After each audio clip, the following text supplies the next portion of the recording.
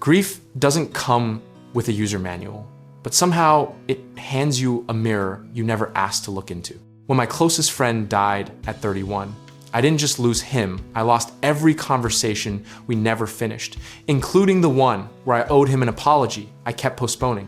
We had argued, the way old friends do, over something that felt monumental at the time and laughable in hindsight. Money, ego, a borrowed jacket I never returned, pick your poison. I was convinced I was right. And I wore that conviction like armor right up until the moment armor became irrelevant. Here's the absurd truth about grudges. They're just unpaid debts you carry around, hoping the other person will eventually forgive the loan.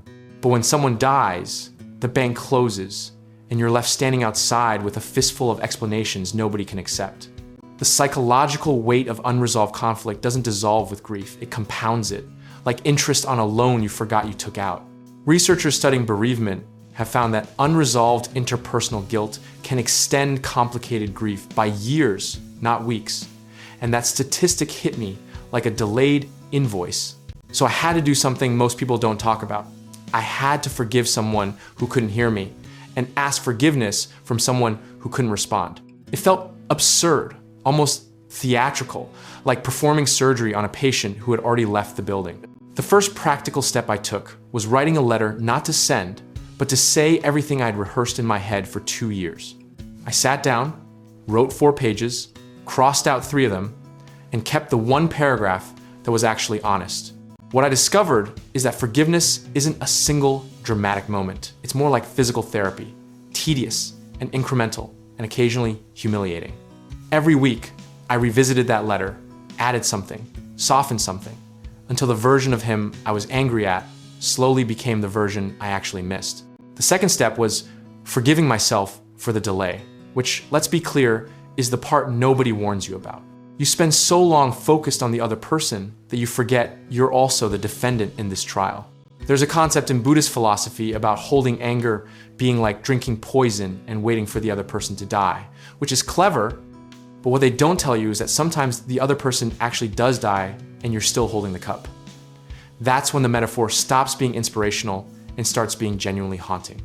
The practical third step was finding a proxy, someone who knew us both and speaking the apology out loud to them, because forgiveness apparently needs a witness to feel real. It sounds strange, almost like a ritual, but the act of verbalizing I was wrong and I never told him transformed it from a thought into a fact I could finally process.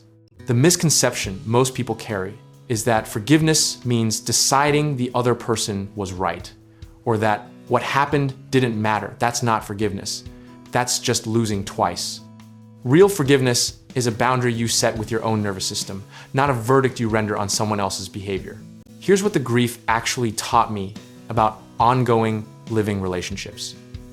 Don't let the account run up because you genuinely don't know when the bank closes. Every unresolved tension you're carrying right now is a letter you haven't written yet. The irony is that my friend, of all people, would have accepted my apology in about 45 seconds and then immediately made a joke about the jacket. I spent 2 years reconstructing a drama he would have dismissed over coffee in under a minute. Discipline in forgiveness, and I mean real practiced discipline, means checking in with your relationships the way you check your finances regularly, honestly, without waiting for a crisis to force the audit. It means having the mildly uncomfortable conversation now instead of the devastating one later, or worse, never. What I carry forward isn't guilt anymore. It's a kind of calibrated urgency about the people still in my life. A low hum of say the thing, send the text, make the call. That urgency isn't panic, it's clarity. And clarity, it turns out, is the actual inheritance grief leaves behind. If you like what we're doing here, subscribe and check out all our other topics.